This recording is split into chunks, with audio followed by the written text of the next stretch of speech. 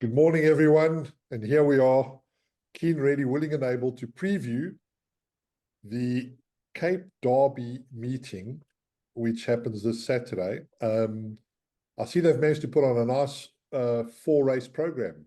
Welcome, Piere. Welcome, Lon. Thank you. Morning, guys. The Oaks at Whirlpools must be rubbing their hands with what's going to happen on Saturday. Eh? What's going to happen? Well, we've got, according to soccershop.bet, we've got what I think is possibly the shortest ever priced up jackpot in the history of racing. Seat again, 6 to 10. Rockapina, 8 to 10. 8 on 18, 3 to 10. And Gimme Prince, 4 to 10. Wow. I didn't realize that you're right. China, if that jackpot comes like that, whoever plays it will be paying in. Yeah, I know. Listen, the bookmaker won't be smiling on this end. Lance, you must be, before we start the podcast officially with a preview, you must be anticipating a barrage of multiples with these short priced horses, huh? I've already started. Jason gave me numbers. There's 30 odd bets on the one, then 200 go forward onto the next, and then there's 100 on the next, and then 150 go forward. No, we're struggling to hear you. It's not working. What do you mean you can't Now hear we're me? better. Now it's better. Now it's better. You sure it's not your side? No. When you leaned back, So maybe, it disappeared. okay. All right, let me stand closer. Okay. Listen, Well, it's going to cut be, that. We're it's not going going to to be edit a, it. Joe, I like your Like- introduction, that whole story of the shortest price. It's actually interesting. It's Piere, I've never seen it. I mean, I've been in racing. Well, look, I know I get a lot of criticism. I've only been in racing for 10 years, but I've never seen it. No, really, I've never seen such a short price jackpot. I'm sure like one of the regular clever oaks like Hilton or Bloomberg will remind us that there has been one, but I don't remember seeing such a short price jackpot ever. Lance, so you've taken loads of bets already, multiples, trebles. yeah, I've actually written it in my book here. It's hot, a lot of hot bets Jason gave me. In other words, that race is hot. Once we get to it, I'll tell you who the race is. Yeah. The fourth race, obviously, no action. Big wages in the fifth. Start to see it again. Yeah. So, yeah, I'll let you know as we go. So, and Lance, just to educate the people, people already worked you out that you really study form and you actually do follow racing a lot. As a form studier and a horse racing man, you'd like to see all four win. But as a bookmaker, you only need to beat one of them, eh? Yeah, I would think that one gets beat to recover whatever losses. Yeah. So, and invariably one does get beat. Yeah. At least that's how it used to be. Yeah. If two get beat, we way ahead. Yeah. Okay, let's start. We'll start in race one. Here we have betting from soccershop.bet, Winter Snap 2 to 1, Wild Green 3 to 1, 4 to 1 direct hit the winner, 4 to 1 absolutely yes. Piere, do you want to go first? Have you had a look? I've had a look. I mean, obviously these are young horses, and some have won really well. They could have beaten strong fields, they could have beaten weak fields, so it's very difficult to make a call. But in general, your Cape horses are the best horses in the country. But this very direct hit, apparently she's like a superstar in PE. From what I've heard, the word out there in PE, horses that I've worked with have come and won. So it's difficult for me to say what's going to win this race. But you've got to respect direct hit, and obviously Wild Green has won 2 out of 2. And absolutely, yes, it's probably got the best collateral form. Yeah. So I'll go second. Like I've heard direct hit overs cadavers, to be honest. But 2-year-old filly, 2-year-old colts, massive improvement from any horse. 4 to 1's probably the right price. It's interesting that the word has been that she could run. She won her debut by like 7 lengths. I don't read too much into the 7 lengths, but like she really kicked away very, very quickly, like a smart horse. So that would be the one I would go for. but not a race to get too involved with because the Cape horses are potentially stronger. Lance? Over the years, guys, you'd find the young 2-year-olds in PE are quite precocious. I have won a few of these races in the Cape, so you've got to respect it. But she's 4-1 for a reason, means there's competition in the race. So, no action from a betting perspective, and the race looks open. I love these races. I think form has turned around 10, 12 lengths quite comfortably. So, whoever wins this race and holds its form from its maiden win could be something quite decent. But no opinion either way. Okay, cool. Let's move on to race 2, where you guys have priced up way ahead of everyone else, I hasten to add. Regulation. Listen, that's the issue here, Joe. We way ahead. We're laying bets. We adjusting. You'll see in the columns there's a few horses that have shortened. Yeah. So we kind of running through it. So we don't know what the betting's going to be, but Jason's a great odds We're maker. struggling to hear you, Lance. Still. Yeah, you keep fading out. It feels like you, like Striker used to do these podcasts from San Francisco. It feels like you're doing it from the space station. Yeah. Hold on, let me try this. Hold on, guys. Bookmaking and stakes, Is this better? much better. Okay. I've taken the earphones out, so I thought that would be better. It made it worse. Sorry, guys. That's okay. Go on. Right. We are flying solo in the betting department, but that's what we do. That's how we roll. Okay, so what do you fancy over here in the race 2?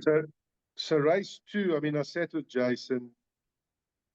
This horse regulation is very hot on the system. A lot of bets. It's related to that horse Bulgarian. The one is related to Princess Kala. It's the betting tells you it's 15-10, the 7, 2-1, the 1. It's one or the other. I don't know which one, but it's a nice competitive race. If either of them fall over, I mean, I don't know what's going to win. But if you ask me what I like, I'm gonna lean towards the 1 purely on the draw, and I think it'll come through nicely. And I know they're stable companions, but my preference is the 1 in a nice competitive outing. Okay, Piere? I'm going to lean towards the favorite, regulation, just because it's already won 2 races, and last time I ran behind Zeitz, who's running in Derby.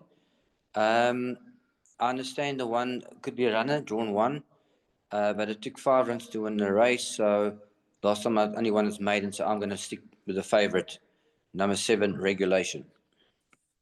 Yeah, there's been so much money for this horse. Interestingly enough, changed ownership, I believe, from when it won. Greg and partners bought it from the Fosters. So clearly they think a little bit about this horse. For me personally, not a race to get too involved with. I think it's quite a topsy-turvy race in the sense that it's a big race day, and yeah, I'm not overly convinced that this is a fantastic race to get involved with. If I was to have any bet, yeah, I'd back Master of the Desert to run a place, but it's not a race that I'm enthusiastic about at all. Right, let's move on to race 3. You got to go back to the maidens. They met in the maiden ranks. Yeah, I know they did. Yeah, I know. And there's not much to choose there, and that's the reason why the betting is so close. Yeah, so, correct. It's all about the improvement. They've both run a good few times. When I say a good few times, they both run 5 times. Yeah. But yeah, regulation definitely a worthy favorite, but it's definitely runner in the 1. Yeah, based 100%. on the 100%. 100%. Race 3. This is a lacquer race to get stuck into, and I'm going to let Lance go first. Well, looking at the race, I sat with Jason. First of all, the race has got a lot of body. So there are runners everywhere. The betting tells you that they're 3-1, the 10, Yeah. they're 4-1, the 6. So the betting's there for everybody to see. But I think the scope is with the favourite. That's just my gut feel. I know it's drawn 10, and I know that the race does look open. But if you're looking for horses with scope, the scope's got to be with the 10. He's run his 4 times. Others have run a good few times more. So in a race with a lot of body, I'm reluctantly leaning towards the 10, even though it's drawn 10. I think it's the horse with the most improvement. Okay, Piere? Yeah, I'm going to agree with Lance. He looks like he's got the most scope for improvement, but this is a 1400, so you know the bend comes up quite quickly, and it's important to have a good draw. But in the open race, I'm gonna favour him, and I'm gonna make number 2 Mauritius Kestrel the danger, just on the run behind Great Plains. We know he's done quite well, and it's drawn 2. Yeah, it is a good race, and I personally thought that Rosh Kadesh was a nice little each-way bet. It's got a good draw. Dean would like to have a winner on the day. Horses arguably been there or thereabouts. Runs at a decent level. Always puts in a good shift. This horse. Third run, 1400 meters. Rosh Kadesh for me each way. But from an exotics perspective, I think you guys are probably right. Power and Glory, maybe Rosh Kadesh, maybe 1 or 2 others in your PAs, but you should get through with Power and Glory, I think. Right, let's move on to the first leg of the pick 2, sorry. There's a pick 2 on Saturday, guys. Pick 2. How many people do you think are going to take field, banker, field? There's going to be lots of them. There's going to be hundreds of them. Yes. If they weren't, they're going to be now once you've tipped it. No, but I mean, like, some of these horses, as we get into the races 5 through to 8, I mean, I'm going to struggle to make a case against some of these horses. Right. Lance, go first. This is a lacquer race. I like this race.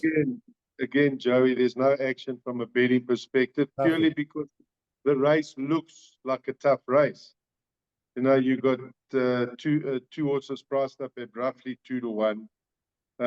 There's no strong opinion here from my side. The 5 and the 6 have met. Everybody can see that behind Raskova. The 5 beat the 6. That Raskova form is going to come up in the latter race. Once it gets there, I'll let you know. So we'll be able to see how this form stands up. And that's always a key to how those horses are going to do in those races. But the betting tells you how the race is. 5 and 6 will fight it out. The 4's a runner.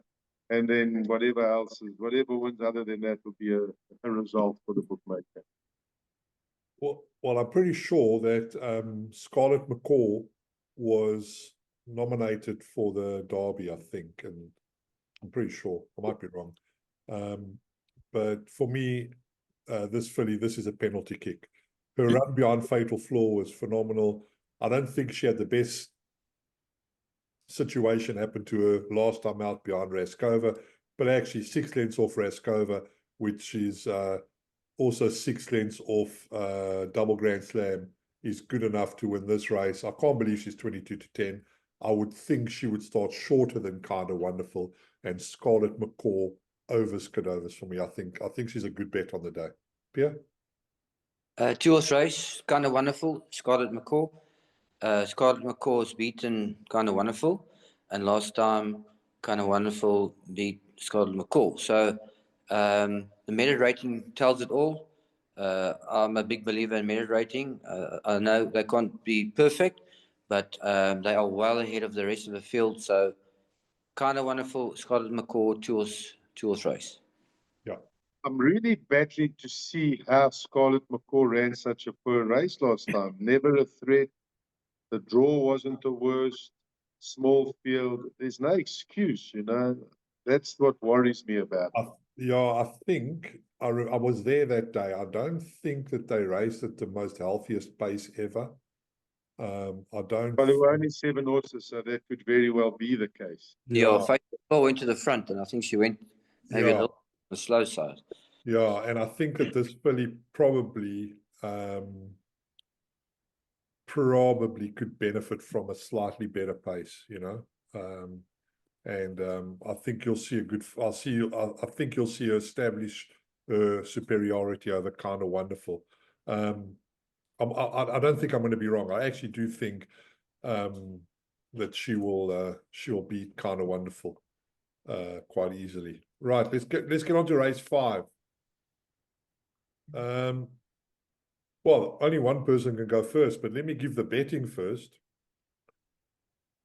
6 to 10, see it again. Mr. Strydom. Yeah, it makes no sense. 0 cents. The horse is the highest rated horse in the race. Yeah. And we all know it. You can see it by far. But he's drawn 10 out of 10. And he's coming back to a 1600. And we know the only times he's won 1600 when it's been a pinnacle plate or when he's had his first run and he runs fresh. He's running the Met. He's coming back in distance, worst draw. Makes no sense for him to be that short. I'm not going against him because we know he's the class horse. But if you saw in his last run, he took a long time to get going. And now we're going shorter distance and he's at that price. Makes no sense. Obviously, And actually, this is one of your biggest bugbears with these horses, right? I know it is, because you and I have a lot of discussions when we're drinking condensed milk infused coffees. It's a problem, isn't it? yeah, Being so short, because there's a perception. It's There's a fake. perception created that this horse is a certainty. And then, to be honest, then you get those idiots out there who will criticize and say, racing is crooked, or the jockey did this, or the trainer did that, you know. And it's like, do these people really know what goes on? I'm hoping the horse wins. I mean, I'm going all the way to Cape Town to go and ride see it again, and I'm hoping he wins. I'm trying my hardest. But he's got a lot against him. So he should never be a 6 to 10 shot. Well, let's hear it from the other side of the fence. Why is he 6 to 10, Lance? Well, Jason did the betting. Jason's confident of the price, and I know why he's confident of the price, because he's the most well-weighted. I mean, the world can see that he is so well in, and Piere, I hear every word that you say. And I tend to agree with you. There's a lot of negatives in the Seed Again's armor. There's a lot of chinks in his armor. But the one chink that's not there is that he's the best weighted in the race. So he has to be that price. Okay, so why our podcast is the best is because I think we really hit the nail on the head with a bookmaker, legendary bookmaker, legendary jockey, and me. And it's good for the viewers to hear this counter argument. And I didn't know we were going to do this today, but I think it's very good. Piere, can he win, if they race this race 10 times, can he win it 6 times? Possibly if the race works out. Yeah. Remember, he doesn't jump well. Yeah. He's a slow starter. He's drawn 10 out of 10. If he jumps slow and he's drawn 10 out of 10, where are we going to end up sitting in the race? Yeah. We might not get a good position. So, but the one day he might jump well, the next day he might not jump well. He's a tricky guy. Yeah. But obviously, from a bookmaker's perspective, he can't go even money and run the risk of getting clubbed. No, the betting is right. Whether he starts evens or whether he starts 4 to 10, only the public money will determine that. Right. But on the face of it, and most probably after this podcast, is more likely to go out than in. But purely on weights, on merit rating, on who he's met and the type of company he's run with, the Met run was a great run. Yeah. We don't know if the Met run's a great run. I mean, 8 on 8 won it. The time wasn't the quickest. It was a young 3-year-old beating older horses. Only time will tell. Saturday could be a train smash for the clients and the punters, because if See It Again doesn't stand up and the Met form doesn't stand up, there's going to be Hiroshimic results. It's not over Skadovas as far as the punters go. The bookmaker's got a big shout Saturday, irrespective. I think there's one race that I think we're under pressure, but the others, I'm I'm not scared of them because of the prices, and I Yeah, think I they're think, in their place. I think having this debate from my perspective was more just to get both points of view across, because when 6 to 10 shots get beat, the first person to get blamed is always the jockey, and then the trainer, and then the horse. And I know from my mate's perspective, sometimes a 6 to 10 shot shouldn't be a 6 to 10 shot, in his opinion. Yeah, I mean, I'm saying I'm riding the best horse in the race. Yeah, But yeah. I'm saying, if things are not in your favor, then there's a little doubt that should be. Then you don't get a 6 to 10 shot. Yeah, yeah, yeah. You know what I'm saying? Correct. So, Would you take evens if you were a punter, Pierre? Yes, sir. You know, I'd even be scared of evens because I know of what can go wrong with this horse. You bad Okay. jump, 1600 at the back of the field. Will he make it up? Is he going to accelerate from the back of the field over 1600 and beat him? I don't know. And isn't it? Isn't the pace quicker over 1600? Won't you be able to make it up easier?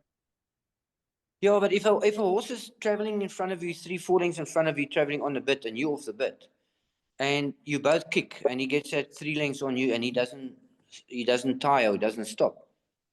He's still got to make up the 3 lengths, and he's a stayer. He's not a miler, so he's quick. His acceleration might not be as good. this is the best. This is the best podcast out there, I promise you. And So that's now what what you've got I'm to do is looking at. you've got to look for the best horse over the trip and play to beat Seared again. And when I say that, I mean Striker may win by 6. We don't, the form is there for everybody to see. But it's not an out-and-out banker based on what I've just heard. Okay, And so I you agree go with first. you 100%. I don't think this horse is an easy customer. So to take 6 to 10 about this horse, you're taking a short price about a quirky character. Yeah. Striker? Look, I know, and you see it again. He dropped 3 points from his last merit rate, last run in the Met. I did see that. So he's showing that he's actually been probably too highly merit-rated his whole career, because he ran 5th only in the Summer Cup. He ran last in the King's Plate, but obviously we know, and there's a mile form. Okay, there's a mile form. So we know things went wrong for him, but he still finished 16 lengths behind. Then last time, he ran 4th. It was like just I mean, I was off the bit a long way, trying to keep up with Richard on 8 on 18.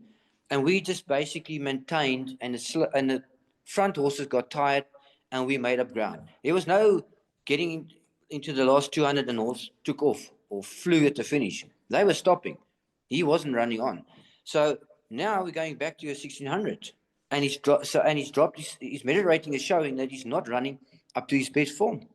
Anyway, I'm gonna hope that he wins and hope things go in our favor. I'm gonna go and see it again, but I'm gonna make my big danger Zapatilas. Why I'm saying that? He's looks like he's better over 1600 or 1800. Last time was at 2000 in the Met. We beat him by 4 lengths, but he was drawn 16 out of 16. Now he's coming back to a better distance, drawn 1. So better distance, drawn 1. We have still got a bad draw from last time, and we're going over a distance that's maybe, arguably, too short for him. So I'm making my danger Zapatilas. Lance? I'm going to make my danger the Real Prince. Going for over a distance that could be too far for him, but that's my fancy to beat Seared again. The Real Prince. That stables well. Those horses are running really good, and I think that's the danger. But hello, even money. That's all I can say. I think while both of your guys, especially Pierre's analysis, obviously holds tremendous validity, I have warmed up to see it again over the last 3 or 4 podcasts, and I think I'm going to look at this as 3rd run after a rest. I know it didn't have a rest, but I'm going to look at it like that. I'm going to look at it as he's a very, very good horse. I hear that I can see what Pierre's saying about his mile form, but actually his actual real mile form is phenomenal. second to Charles Dickens, beat At My Command, beat Cape Eagle, second to Charles Dickens over a mile, 3 lengths off Royal. Cape Eagle's not that good, Joe. Excuse me? Cape Eagle's not that good. No, I know, but it gets offset by Charles Dickens. Listen, I know the draw's a challenge, but I actually think having his third run now in the Cape, Mace will probably have him exactly where he needs him to have. I don't think this horse has had the best campaign in his career ever, but I think he'll win, and I think he'll beat Zapatilis. I think Sugar Mountain will run a big race, and maybe the Real Prince into 4th or 3rd. But for me, he'll win. I know we've been on this race a while, but you can't blame Mace for putting him in this race. No, you can't. I think it's a great, perfect race for him. absolutely. So, win, lose or draw, it's the right race for the horse. And yeah, I think that's so. why he's in this race. Yeah, I think going from the Summer Cup, I think going from the Summer Cup to the King's Plate was maybe a bit challenging. We know he didn't run well in that race. And then, like Piere says, the Met, he wasn't really flying. He was just staying on. And obviously, we have to listen to what Piere says, and he's just being honest. But I think from an outsider's perspective, I've really warmed to this horse. I actually like this horse quite a lot. I think he's a fantastic horse that's just possibly had the wrong things happen to him. And the draw doesn't help, but I think he'll win. Okay. Right. Let's move on to race 6. So we've just had 1 6 to 10 shot. We've now got an 8 to 10 shot. Rockapina, which comes out of the same form line that Scarlet McCaw comes out of, which is the Raskova Double Grand Slam form line. I remember this horse that day. I tipped it to run in the money. She's a lovely, lovely filly. She's rated 116. She's got this in her pocket.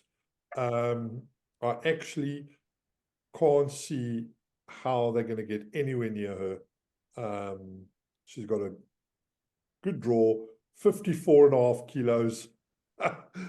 This is, for me, the best bet on the card.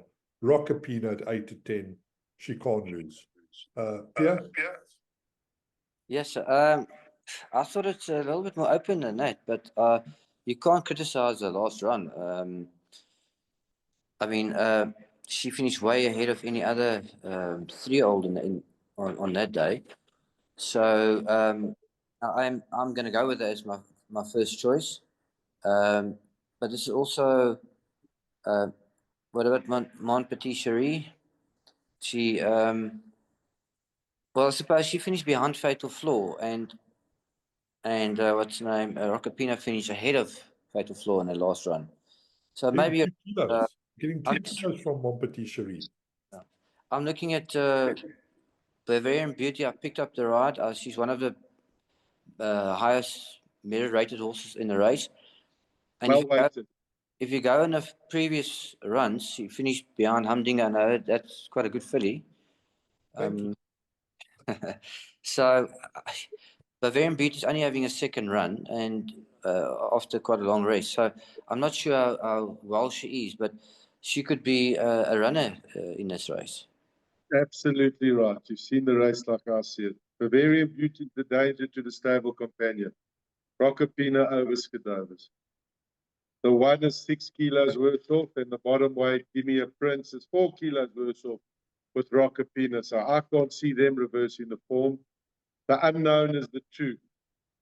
It's got well weighted. It's got Piere up, and we know it was a group winner as a 2-year-old. So if they can tap into that young talent, that's the danger to Rockapina, in my opinion. Otherwise, 6 is absolutely over Skidovers. It is, I mean, I can't see how she gets beat. I really can't.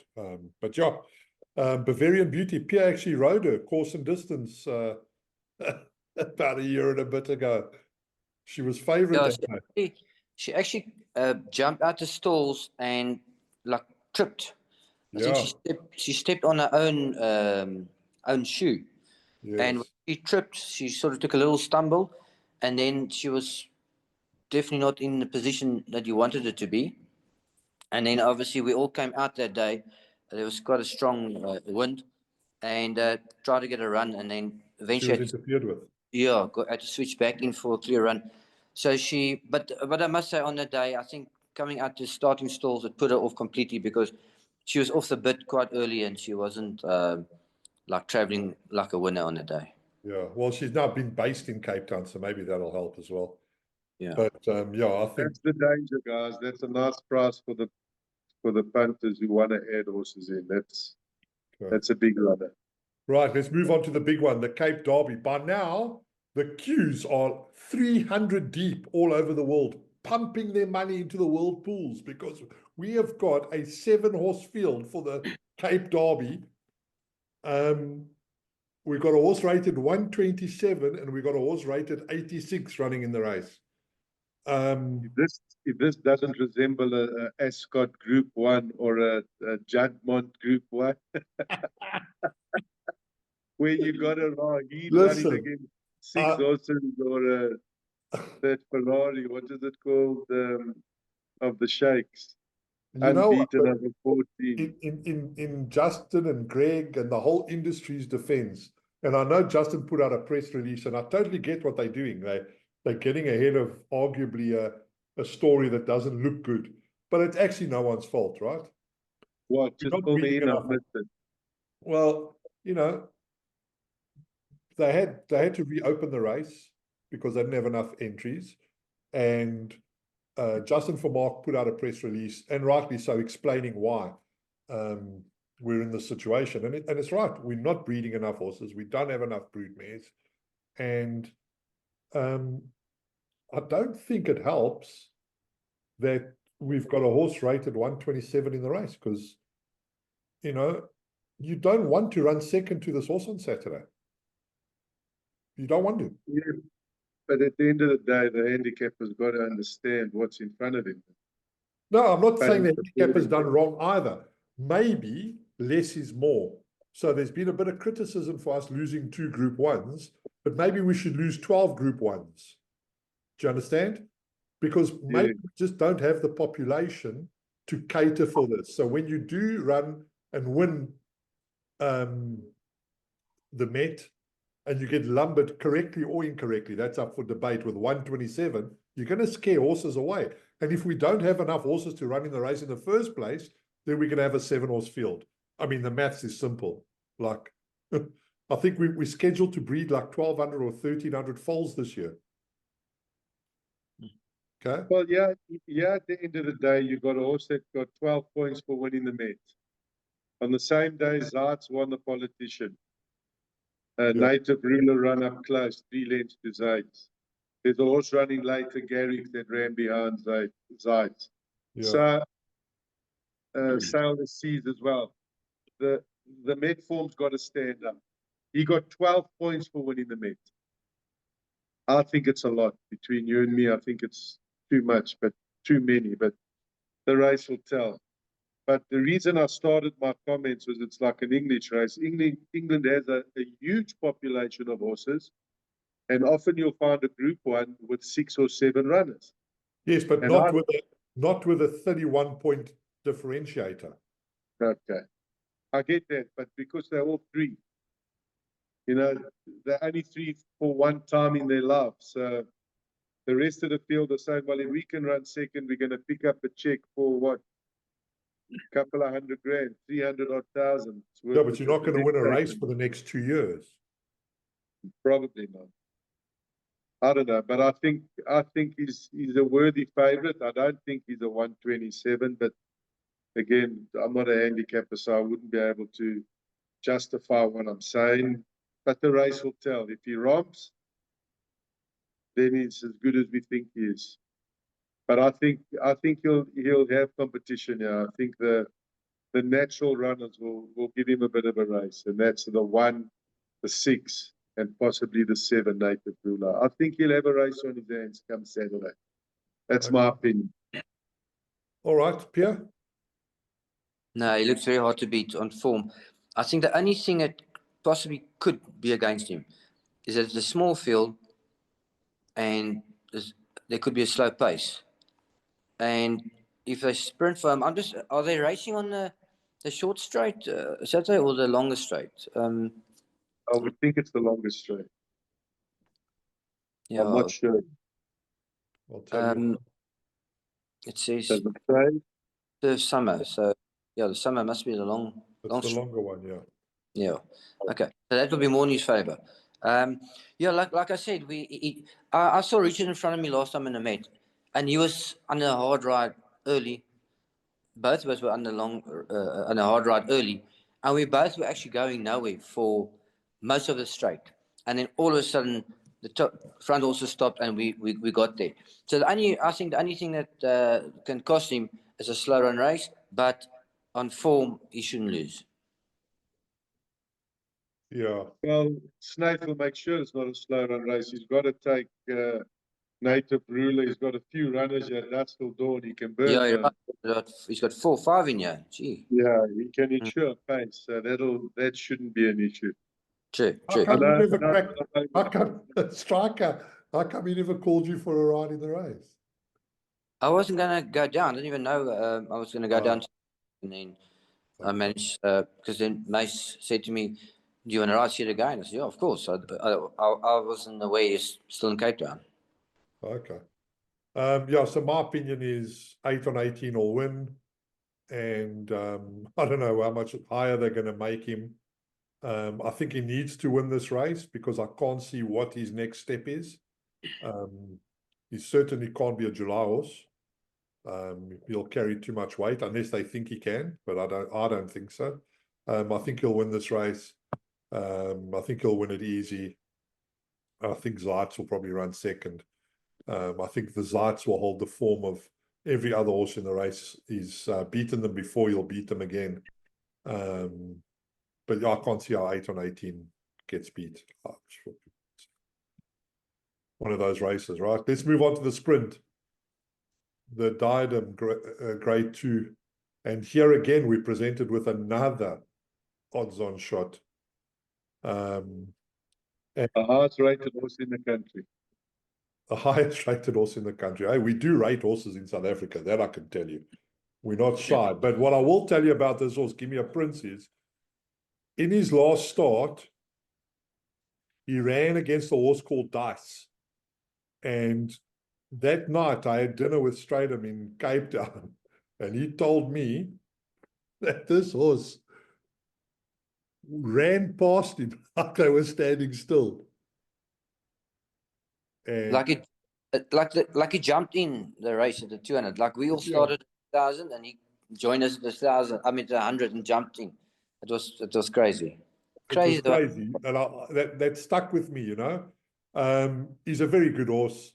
And I can't see how this horse gets beat. I know this podcast would have been better if we could have found a bit of value somewhere. But geez, because me personally, Overs Cadovers, second to One Stripe, thumped Sergey last time out. A 0.3 lengths off Charles Dickens. He's a proper racehorse. He'll win. Lance? I'd rather stand 8 on 18 at 3 to 10 than stand this at 4 to 10. That's my opinion. Yeah. I think this just has to arrive. I don't see how this can get beat, really. Yeah. There's no ifs and buts. At the sprint, he can go whatever pace he likes. He can do whatever he wants to win. I mean, He's 8 on such a 18 good horse, sir. might He's have a such a problem good with horse. pace. Yeah. This horse won't have a problem with anything. He can dictate, kick from the front. Very, very hard to beat. I can't see anything beating him. Yeah, he's such a lovely horse, this, sir. Piere? Yeah, I mean, like I said, this horse jumped in the race last time. This horse, he's not beating horses like in the maidens or the novices or the divisions going through to the top. He beat the best sprinters in South Africa by 5 3/4 lengths. It's unbelievable. I mean, how do you beat top horses by that far in a sprint? Because normally in a sprint, you know, they finish closer up. So, yeah, Overs Cadovers.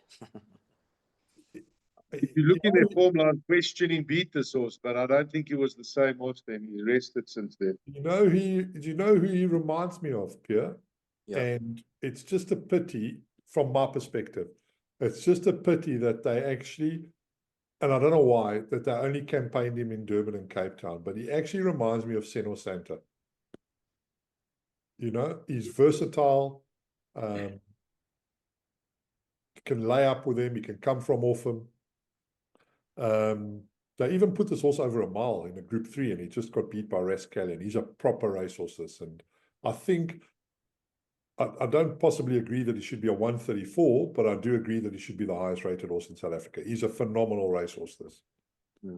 I actually I actually tried to get a ride on number 1 questioning, but obviously JP rides for Greg Boards. Yeah.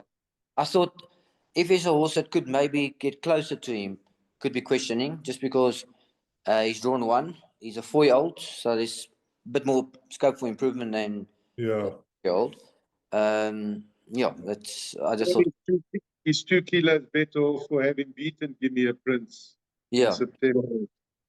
So, but I don't think that was the real Give Me a Prince. I think the best of him is now. I know he had issues, so I've sorted those out. Right. Before we move on to race 9, Lance, is there an offer for the guys? Yes, there is, Joe. There's an option.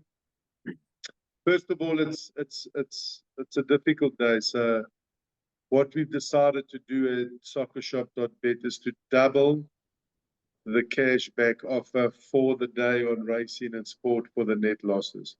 But the people have to email my back office at support@soccershop.bet to opt in.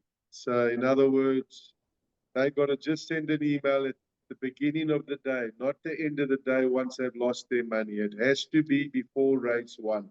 Okay. And an email is sent to the back office, support@soccershop.bet, with the promo code Cape Derby, and they would have opted in for the 20% cash back for their net losses on the day. Looking at the betting, it's hard to see how many punters are going to lose, but if it does go pear-shaped, they can lose a lot of money and therefore get 20% back on their losses. But they have to opt in before race 1. That's the key. With So an email basically, to the back. if a guy loses 100,000, you're going to give him 20,000 Rand back. Straight into his bonus wallet. He'll have that money to do whatever he wants to do with it and play. Okay. And for the viewers out there, if all 4 of these horses win the jackpot and all the bookmakers in South Africa are under pressure, we know we give you this podcast for nothing. If we could just please have a little bit of a whip round, we'll try to put a grand together and we send it to Lance so he can have a meal this weekend. I'd appreciate that. Thank you, Joe. Right, let's move on to the final race of the day. A lot of money here for a horse. We'll let the bookmaker go first because I'm sure he's going to tell us that he's seen a lot of money here for a horse. The money reached the race 9 where we've seen the most action on is horse number 6. Okay. All the boys, what's it called? All the boys, I've loved. All the boys I've loved. We've laid an absolute ton of bets on this horse. I looked at the race. I'm kind of betting to see why, because I thought the race initially was competitive. But when sitting with Jason, he said to me, every punter has had a bet on this horse. He told me in the region of 130 bets already on it, and a whole host of them coming forward from hotties. Me personally, I respect the 2. Having looked at the race, I think the 2 is the runner. There's excuses for its last run. So I think it's not cut and dry here, although the hot money is for number 6. Okay, Pierre? I've actually, what's strange to me is that Richard Fourie, I think he not get the choice of the Snaith Yard, but he's gone for number 2, Golden Angel. But if I go on form, I'm leaning towards the 4, Among the Clouds. Behind Lady Springfield, she's better off at the weights with a couple horses here. Well, Golden Angel as well. So I think it's a very competitive, open race. I think anything can win us, but I'm leaning towards number 4, Among the Clouds. Okay. And I am not going for All the Boys I Loved. I think it'll get rolled. 3-year-old filly, 60.5 kilos. I think it's way too much pudding. I think Candace will close off the meeting with a horse called Oktoberfest, which was owned by my late mate, David Avery. Sorely missed. There's a bit of a weight pool. Last time Oktoberfest met All the Boys I Loved. And that's the one for me. Round about the 10-1 mark with soccershop.bet. Oktoberfest is a proper each way bet for me. All the Boys I Loved can, of course, follow up her win. And if she does, then she's clearly above average. I don't think her 5-point increase is going to be taken in her stride when Oktoberfest had a 2-point decrease from the last time they met. So it's a big swing. Oktoberfest for me each way. Right, gents. That's it for today. We've had a great chat. We've spoken a lot about Seat again. Hopefully, we see the best horses win. One thing I can predict is Lance is going to take an obscene amount of money on the weekend because nobody's punting this week, eh, Lance? No, it's going to be crazy come Saturday. It's a single cape. It's World Pool. I doubt very much we won't race tomorrow. It's still raining here Yeah, I believe so. Yeah. in Johannesburg. The Oaks must be having withdrawal symptoms, huh? They're going to be hungry to fire. So take up the option, email support@soccershop.bet before race 1 and get an advantage from the get-go. 20% back on the day's play without casino, obviously. Sport and racing. Sport and racing. And Piere, when are you jetting into Cape Town? Only in the morning and then back the same day. I'm racing the Sunday in Joburg, hopefully. Okay. Do we have anything to look forward to on Sunday while we're chatting? On Sunday, just give me a sec. What am I riding on Sunday? Well, guys, the pity they're not racing tomorrow because they're 2 standout bets. Absolute peach bets. Go on. Well, in case they do race, tell us what they are. One of them's Kutsa. Kutsa? Yeah, give us a race. Give us an idea. I've got my book in front. And the other one's Mrs. Slack's runner, Mark de Kock. Won its maiden last time.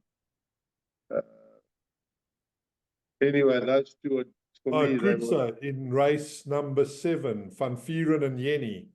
Yeah, very, very hard to beat, in my opinion. And then just give me the other one, Joey. It's a Michael Roaming Spirit. Roaming Spirit. Those 2, if they race, and all things being equal, are absolutely overs skidovers. Take the double. And if they do race tomorrow, I'm quite excited to see my mate Striker riding the favourite in the last race, It's Her Way. Just to see if he can get her to over the line.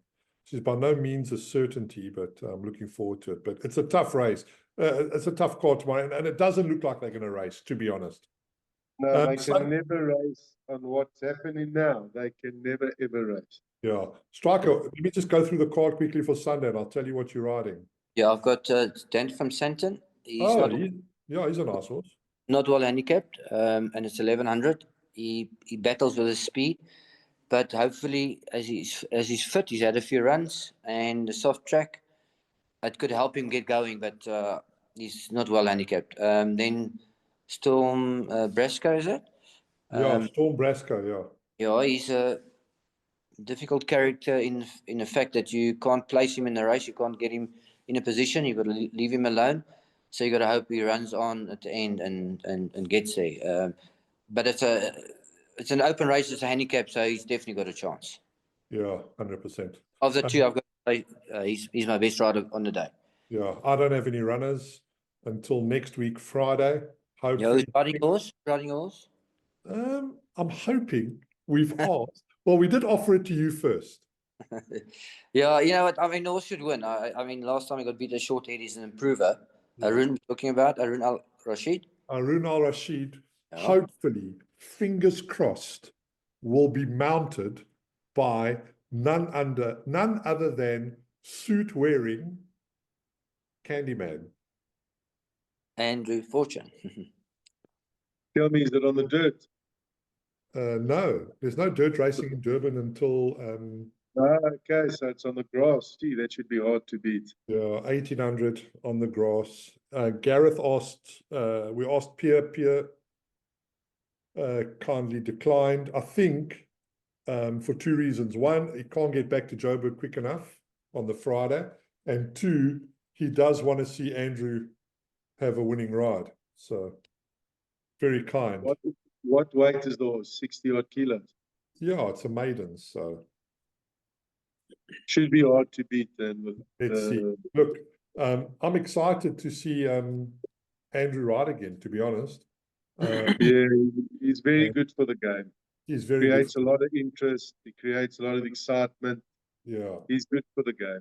He And, really is. and I don't know if you watched the podcast I did with him, but like he's genuinely considering going for the championship, which is just phenomenal. Because one thing you can say about Andrew and Piere, there's a few of them, but Andrew, if he sets his mind to something, he's quite good at it, Piere?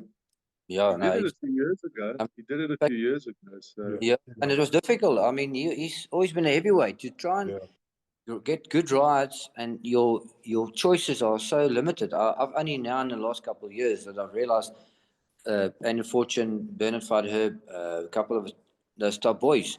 I mean, you can ride a horse, you win it 2-3 times, and all of a sudden it's getting 55, and you lose the ride. You know, and it happens all the time because your choices of good rides are really limited. And the fact that he went all the way, always sweating, traveling, and still won a championship was unbelievable. Well, he thinks he's going to get down to 55, I believe so. Unbelievable. Also, do you know what? It's good for older than you, Piere, or younger than you? younger. 1 year younger. Yeah. Do you know what's also good? Impressive. I think it's also good that some of these lighties are going to get to see, you know, they get to ride next to you, they're going to get to ride next to him, and it can only be good. No bad can come of it. Yeah, he's a different way of, like, he can sit on a horse and the horse is still doing its best. And it looks, you know, he's got a handful, but the tank's empty. But he's got a holding the horse together that the horse thinks it's traveling well, the horse itself. So little guys will pick up all these little tricks, you know, from riding against him. And it's good. Yeah. Right, guys. Thanks for that. I'm sure everybody will love it. Lance, 20% bonus on, 20% refund. Cashback refund. Joey, they have to opt in before race They have one. to opt in, correct. Yeah, just put the email address and thank you. Let's see how they do. Okay, cool. Thanks, guys. All the best. Cheers, bye. Cheers, everybody.